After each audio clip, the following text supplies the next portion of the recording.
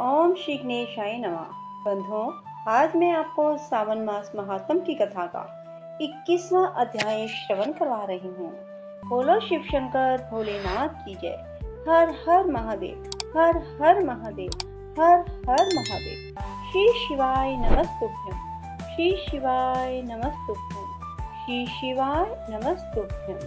सनत कुमार जी ने कहा, हे प्रभु, दया करके आप मुझे पूर्णमासी व्रत की विधि बताइए। हे दयानिधे, महात्म सुनने से श्रोताओं को और सुनने की इच्छा तीव्र हो जाती है। भगवान शंकर जी बोले, हे सनत कुमार, श्रावण शुक्ल पूर्णिमा के दिन वेद उत्सर्जन उपाकर्म होता है। या पौष मास की पूर्णिमा तिथि उत्सर्जन की बतलाई गई है। उत्सर्जन में पौष मास की प्रतिपदा तिथि या रोहिणी नक्षत्र बताया गया है।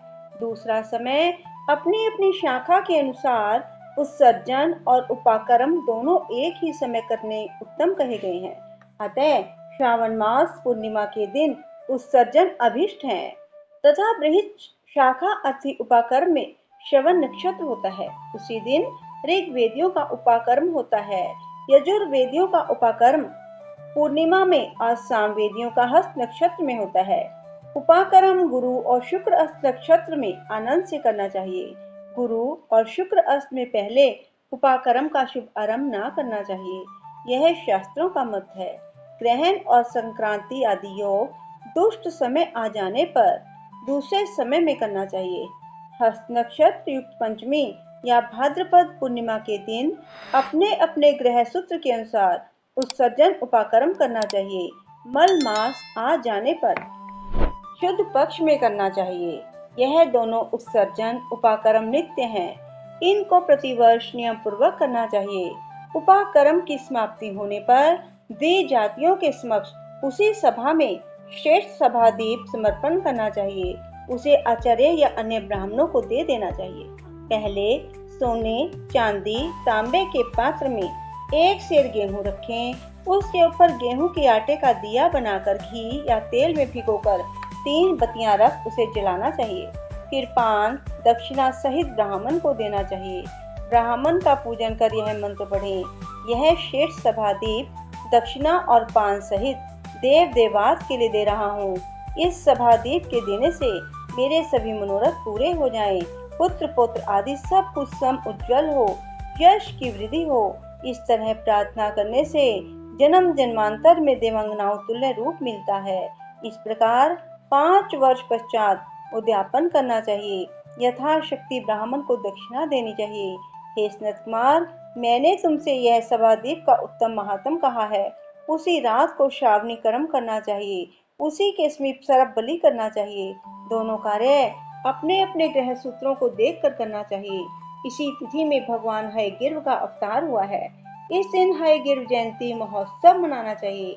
हयग्रीव उपासक के लिए उत्तम है। श्रावण मास के पूर्णिमा के दिन श्रवणा नक्षत्र में भगवान हयग्रीव ने सिंधु और बितस्ता नदी के तट पर जन्म लिया था। उसी समय संपूर्ण पाप तापों को हरने वाला सामवेद गाया गया था। अतः इस संगम में स्नान करने में सब कामों में सिद्धि की प्राप्ति होती है। वहीं पर श्रांग धनुष और चक्र गदाधारी भगवान विष्णु की पूजा करनी चाहिए। सामवेद को सुनना चाहिए। सामवेद की पूजा करनी चाहिए। यहाँ सगे संबंधियों के साथ पीड़ा और भोजन करना चाहिए। वहीं पर नारियों को पति प्राप्त अर्थ जल पीड़ा करनी चाहिए। अपने अपने देश घर में भी महोत्सव मनाना चाहिए। हयग्रीव का अर्चन करना चाहिए। मंत्र जप को सुनना चाहिए। शुरू में प्रणव योजन करना चाहिए। उसके बाद भगवते तथा धर्माय कहकर चतुर्थ्यंतर आत्म विशोधन शब्द की योजना करनी चाहिए। फिर अंत में नवेश शब्द कहना चाहिए। यह 18 अक्षरों का मंत्र सब सिद्धियों को प्रदान करने वाला वश्य मोहन आदि 6 प्रयोगों का एक ही साधक मंत्र है। इसका पुरस्चरण अक्षर संख्या के अनुसार 18,18,000 हो सकता है, पर कलयुग में चौगुना करना चाहिए। यूं करने से भगवान हयग्रीव प्रसन्न हो सभी कामना पूर्ण कर देते हैं। इसी पूर्णिमा के दिन रक्षाबंधन होता है। यह सब रोगों तथा सब अशुभों का नाश करने वाला है। हे बस, इसके संबंध में मैं तुमको प्राचीन इतिहास बताता हूँ। पहले इंद्राणी ने जय सिद्ध्यर्थ इंद्र के लिए इसे किया था। हे महामुने, पहले 12 वर्ष देव और असुर युद्ध हुआ। इंद्राणी ने उस समय सुरेश्वर को थका देखकर कहा, हे देव, आज चतुर्दशी है, कल सुबह मैं श्रेष्ठ रक्षा बंधन करूंगी, जिसे करने मात्र से आप अजय होंगे। इस तरह कहकर इंद्राणी ने पूर्णिमा के दिन मंगल आदि कर हर्ष देने वाली रक्षा इंद्र के दाएं हाथ में बांध दी। इंद्र ने रक्षा बांधवा कर ब्राह्मणों के साथ स्वस्ति वाचन किया। उसके बाद दानव सेना पर चढ़ाई कर दी और देखते ही देखते उन पर विजय प्राप्त कर ली। हे तात, मैंने तुमको रक्षा का प्रभाव बतलाया है। यह जय, सुख, पुत्र, आरोग्य और धन को देने वाली है। शेष नंद कुमार जी ने पूछा, हे प्रभु, किस विधान से, किस तिथि में और किस समय में रक्षा बंधन करना चाहिए, यह सब कुछ मुझे बताइए। भगवान, आप तो विचित्र कथा सुनाते जा रहे हैं, लेकिन मेरी इन नाना अर्थों से युक्त कथाओं को सुनकर तृप्ति नहीं होती। भगवान शंकर बोले, हे सनत कुमार, श्रावण मास की पूर्णिमा के दिन मनुष्य को प्रातःकाल श्रुति स्मृति विधान द्वारा स्नान करना चाहिए। संध्या जप आदि करके पितर, देवता और ऋषि तर्पण करना चाहिए। सोने के पात्र की सुरक्षा बनाकर उनके सोने के सूत्र से बांधकर मोती आदि द्वारा विभूषित स्वच्छ रेशम के बने विचित्र ग्रंथि युक्त पत्र गुच्छों से शोभित सरसों और चावलों को अंदर गर्भ में रखकर उसे आकर्षक बनाना चाहिए। वहां पहले कलश रखकर उसके ऊपर पूर्ण पात्र में रक्षा करनी चाहिए।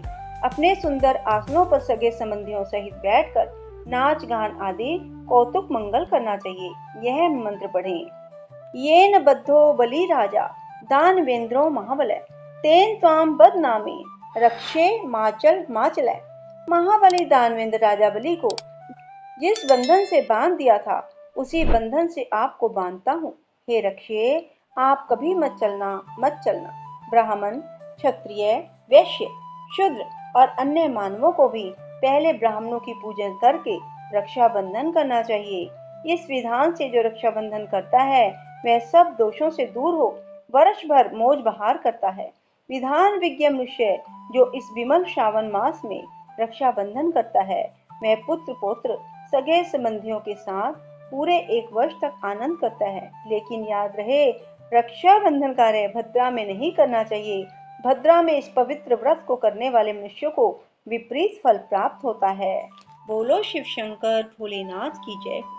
काल हर, कष्ट हर, दुख हर, संकट हर, दारिद्र्य हर, सुख संपत्ति कर, नमः पार्वती पते, हर हर महादेव, हर हर महादेव, हर हर महादेव।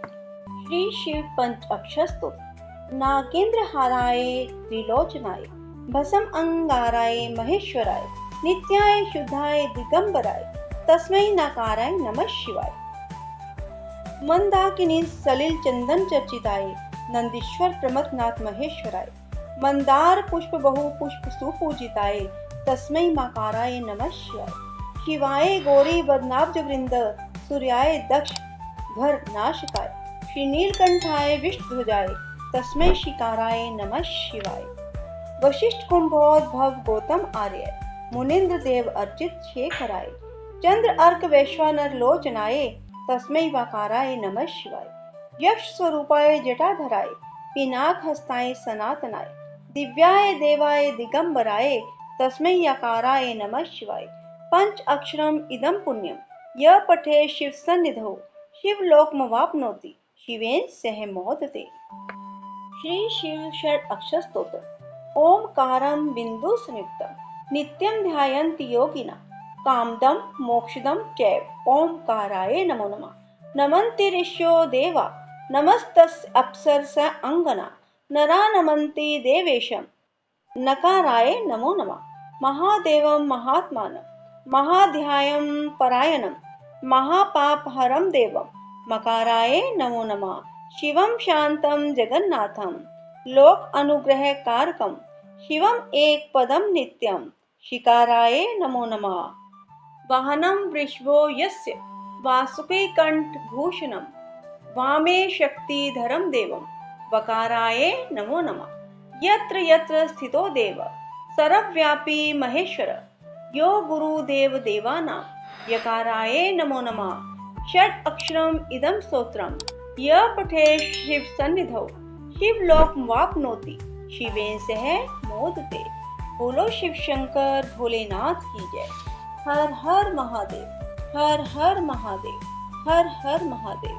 बंधुओं, यदि आपको हमारी वीडियो पसंद आए तो इसे लाइक करने के साथ साथ शेयर अवश्य करें और कमेंट बॉक्स में राधे राधे लिखना ना भूलें। राधे राधे, जय श्री कृष्णा, धन्यवाद।